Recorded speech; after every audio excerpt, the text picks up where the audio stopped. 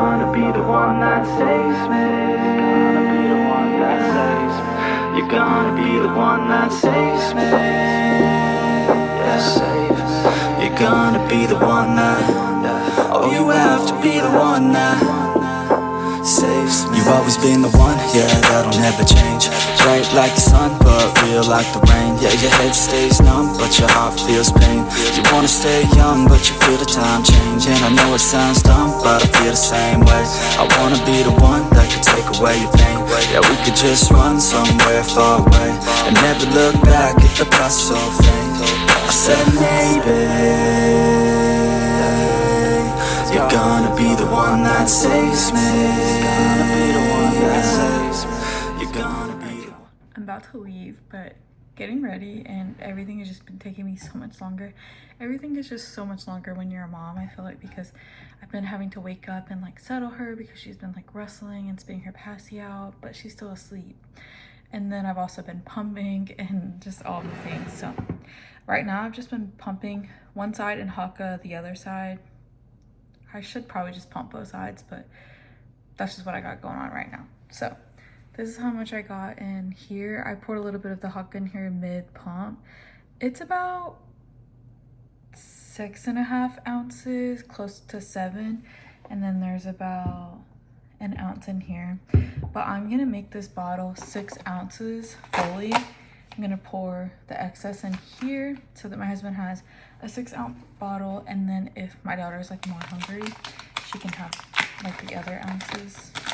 But if she's not like super hungry when she wakes up, I have milk to build up a little bit more supply. The thing they don't tell you about like actually just breastfeeding from the breast is if when you do end up needing the breast milk, like you just kind of forget to like pump during that time. I'll go over my whole postpartum pumping breastfeeding situation at a later date, because I want to do a whole postpartum video and I want to tell you guys about my breastfeeding journey.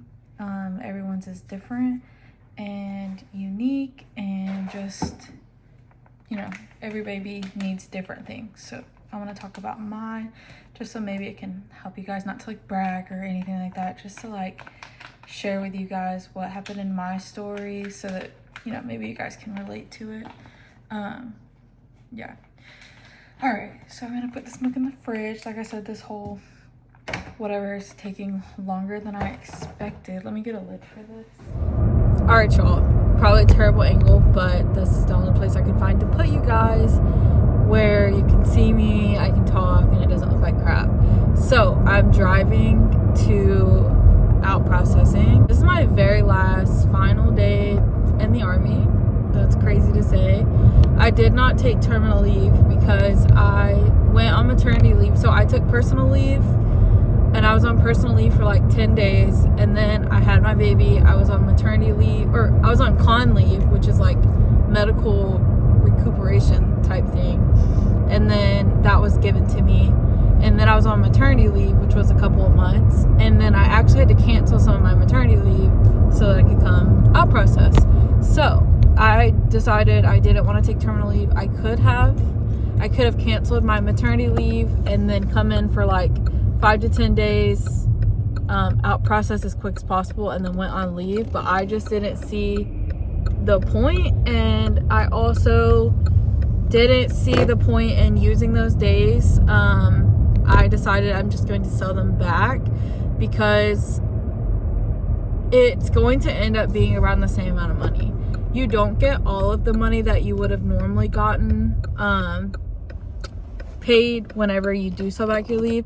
It's like a percentage of your base pay, and then they tax it a lot. But all in all, it's gonna work out because it would have been like a couple of days of my personal leave anyway, so it was kind of pointless, and just more paperwork for me, and just, yeah, just all the things. And I already got like 3 months off of work, and then I'm also gonna have another month of like buffer before I start an actual job. So I personally, it just didn't make sense for me. So I'm not taking terminal leave, so I'm literally filing out on my very last day in the Army.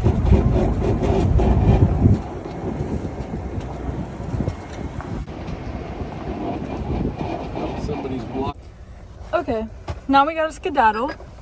I know y'all just saw me Oh, there's someone backing up behind me. Breathe. I'm rushing around. What? Is this person gonna back up?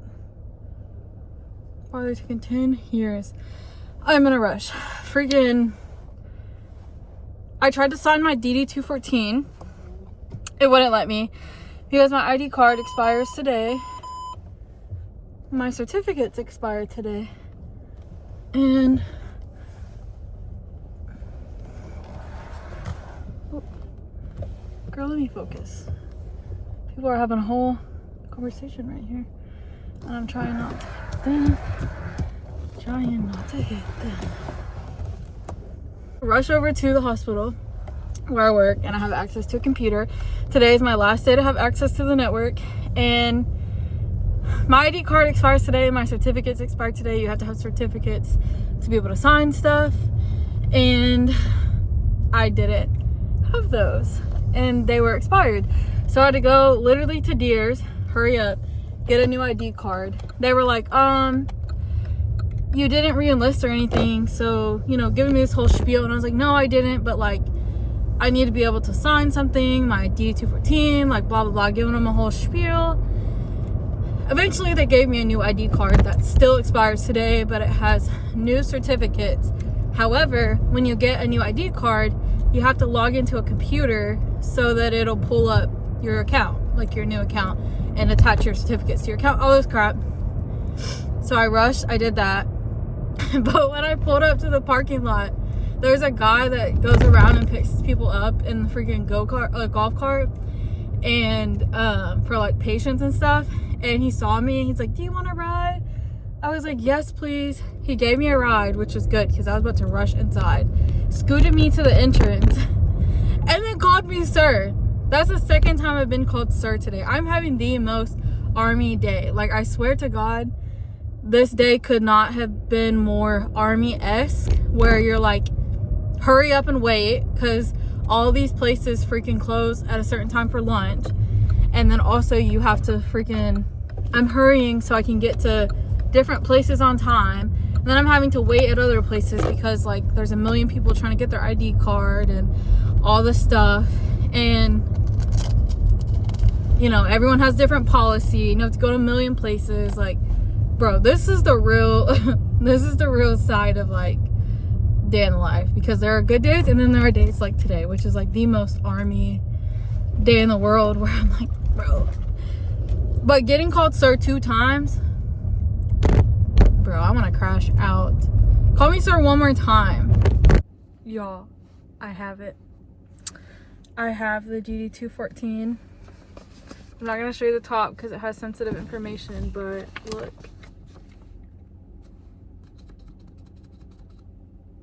Completion of required active service. That's insane. I can't believe it. But I'm about to go back to the clinic so that I can tell everybody bye, because I didn't really get a chance to do that this morning, and you know, whatever else I need to do. And then I want to request my daughter's medical records, because whenever we find a new like pediatrician and everything, I'm sure they're gonna want to see her medical records and all of that stuff. So, and I want a copy for myself, and I might as well do it while I still have an ID card before I have to go through like the visitor center and all that stuff to get her medical records. But I'm going to do that. Bittersweet moment, because this has been my life since I was 19 going on 20. I literally turned 20 years old while throwing live hand grenades at basic training. What a crazy first birthday in the Army. That's crazy. Like, I remember it being my birthday and everyone there was like so excited for it to be my birthday, but obviously we're at basic training, so their way of celebrating me was giving me like their sweet treats and their MREs. Yeah, like they gave me like their little loaf cakes and their Skittles and their M&Ms, and that was like my birthday presents. And like my birthday cake was literally vanilla pound cake from MREs. Like, that's crazy. And I literally met my very best friend, like my soul sister, at basic training. And then we went to basic training, AIT, and our first duty station together, We weren't in the same unit, but we were still there together and endured like the same exact life for the years that we were there. I met some of the best people I've ever met who have become my extended family. I met my husband. I learned so much about myself. I had stability and got to see a world outside of my hometown. Yeah, I learned a lot about myself. I learned a lot about what I'm capable of. A lot of stuff to be proud of. You know, through the Army, I bought my very first brand new car from a dealership because I had stable income to do that. Oh my God, why am I getting emotional? You know, I had the healthcare and education benefits. I did use TA and go to school a little bit while I was active duty. And I plan on using, obviously, like my GI Bill and everything when I get out. The healthcare benefits, there's good and bad of the military, but when I look back, I try my best to just remember all of the good things because I needed the Army when I joined. I truly needed it, and it provided me with so much that I didn't have before. Primarily stability and that camaraderie and the sense of belonging and feeling like I'm doing something important with my life, because before the Army, before I joined, I just was like drifting in the wind. It felt like making a bunch of bad decisions, not caring about college, just unhappy with my life, just financially unstable, working some dead-end jobs, just a bunch of things that I just wasn't proud of. And, you know, the military was my way out of all of that, and it truly got me out of all of it. It truly gave me more than I could have ever imagined it giving me, and I would never deter somebody from joining because I know that it can provide somebody with a lot, and it can definitely give a lot of people stuff that they really need. And I needed the Army, and I feel like now I'm in a place in my life where I don't truly feel like I need it and feel like it's benefiting me. I truly feel like now is my time to move on and go forth with my life. And, you know, I'm very proud of my time in the Army. I, you know, completed the goals that I wanted to complete. You know, I said I wanted to do 2 contracts. I said that I wanted to become an NCO, and I did those things. I said I wanted to go to 2 different duty stations. I think I'm finally ready to just get back out there into the regular world, be able to go see my family whenever I want, and be a part of events and family stuff and holidays that I wasn't able to be a part of before, because you always have to ask for permission. You can't always go. There's distance radius that you can travel and stuff like that. A lot of restrictions with traveling and times that you can go see your family. So that's an aspect. Now that I have a child, I don't really want to leave her if I was to have to deploy or schools and stuff like that. I just don't want to do that anymore and have to leave her. I just don't. I just don't. That's not something that I personally want to do. I commend all the women that do it. I'm very proud of them. It's a very hard thing to do, but I know that they're doing it to provide for their family, and that's just not the route that I want to go, but it's not a bad choice. It's just my personal opinion. I want to do it differently. I just want to have autonomy over my life and my choices and how I look and how I, you know, my hours, just autonomy, the ability to choose and the ability to say no to things if I don't want to do something, and, you know, just navigate my own life. I feel like I needed the Army. I needed them to navigate my life for me. I needed that stability. I needed the structure. But now I feel like I don't. And so I feel like it's time for me to part ways and to go on with my life. Alright, y'all, it has been forever since I have finished this video. I got out of the Army on the 21st of February, and it is now Monday, I think March 2nd. But anyways, I'm finally finishing out my video about getting out of the Army and how I'm feeling and everything.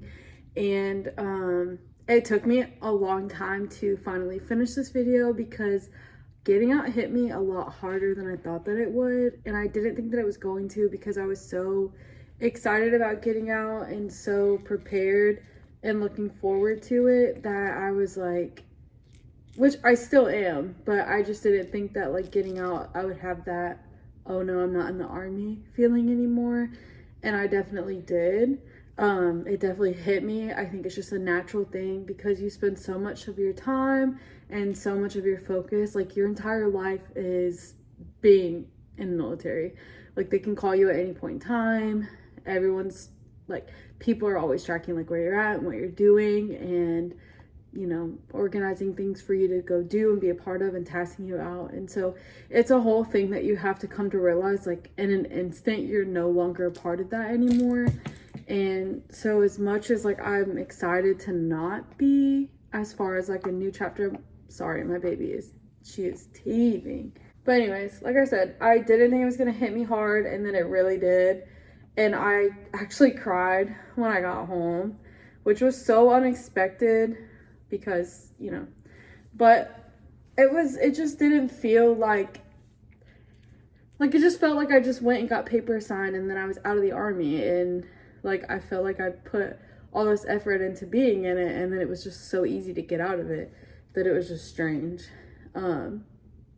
So strange. And I've been writing poems to help me get through stuff. Like, I wrote a poem to help me get through my postpartum, and then I did write a poem about this whole like transition out of the army, and I'm gonna share it with you guys at the end of the video.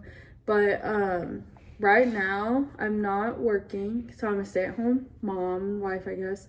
I do plan on working. I'm just trying to navigate work and school, like what the plans are. I'm trying to navigate. I did do a job interview. It ended up being so much more relaxed than I thought. I've been working in the medical field for 6 years, and like almost 7, and I do plan on being in the medical field for my career. So I kind of want to get a job right now that's a little just like fun, something different that I haven't really done before. So I did do a job interview that I 100% was, I'm sorry, here. I did do a job interview that I'm not exactly qualified for, but they said that they're willing to like train me and stuff.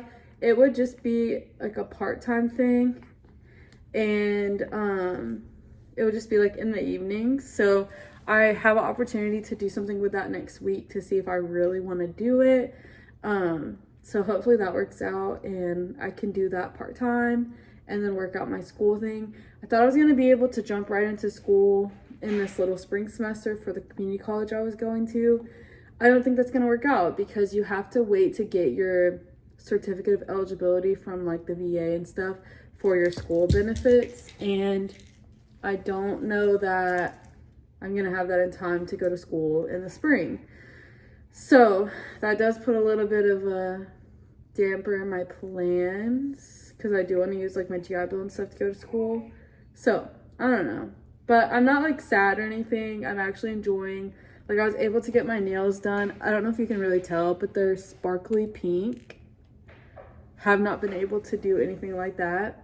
I really want to do something to my hair, something that I wouldn't have been able to do. I've really been looking at like balayage or something like that, or like underneath a different color or something. I don't know. I've been looking at that for like a really long time, so maybe now that I'm not in the army with the restrictions, I can do that. I've also been considering getting like a second piercing, like a second hole piercing. Just like, I'm trying to do stuff for myself that I wouldn't have been able to do. Sorry, this is going to be loud, but she needs to be entertained and she wants to play with this. I'm really trying to do that kind of stuff to like remind myself why I got out and like make myself feel good. And I really want to plan like a trip of some sort, even if it's nothing like crazy. We've been talking about going to the rodeo in Houston, and the thought of just being able to go do that without having to worry about getting in trouble or anything, or have obligations to where I can't go, is kind of exciting. So that maybe that's on the horizon. Maybe we'll be able to plan like a vacation or a trip to see one of our families or something, to take her to see like her family. I don't know. Just trying to fill my days with stuff that, or I'm just trying to plan things that I feel like I wouldn't have been able to do before. And pretty much every day I'm just doing like stay-at-home mom stuff, like cleaning, cooking, taking care of baby, feeding her, all that stuff. All right, so I'm gonna go ahead and share with you all my poem that I wrote. It's called New Beginnings. I have it right here on the windowsill because if I hold it, she's gonna try to grab it. Yeah, so I'm just gonna hold it or put it right there and read it to you guys. I'm struggling just a bit, In my stomach, I feel a pit, wondering if I made a mistake. Will everything be okay? I worry about this and I worry about that. My mind keeps racing, not sure what to do about that. Every day I get a glimpse of a happier me. The worries are probably because they were trying to scare me, make me feel unprepared and unsure of what's out there. No preparation could have prepared me for this type of transition. All of the work to become someone different, to become what they wanted me to be. All of those years serving mindlessly. In an instant, I became a different me. In a matter of seconds, I was no longer a soldier. Each day I wake up wondering, is it really over? Or is this all something I dreamt up? You might say that that sounds crazy, but everything in my life has changed, and that to me is crazy. I miss the good people, the good times, and the stability, but there's some rotten apples in that bunch that just doesn't sit right with me. My body aches way too much for a 26-year-old woman, but trust me when I say 19-year-old me was so excited for the fun. I'm thankful for the lessons, the blessings, and the journey. Now I have a chance to truly get to know me. I'm having to reintegrate myself into society. Some days it's hard and others it's exciting. I can't speak in acronyms or curse in professional settings. I can't be desensitized to emotional things, but I can be loyal and brave, which is something it taught me. I hope through it all I can make myself proud and to stand confident in the life I chose now. If I had the chance to do it all again, I would. All of the hard times were for my greater good. When I was at my lowest, they picked me up, dusted me off, and gave my life purpose. Though it's time to part ways, I know that all of it was worth it. But I'm gonna go ahead, I'm gonna end this video here.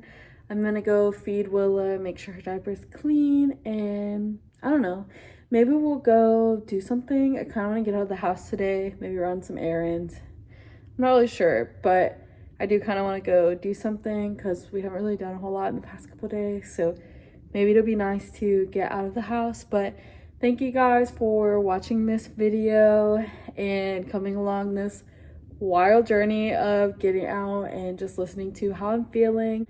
Thank y'all for watching. Bye.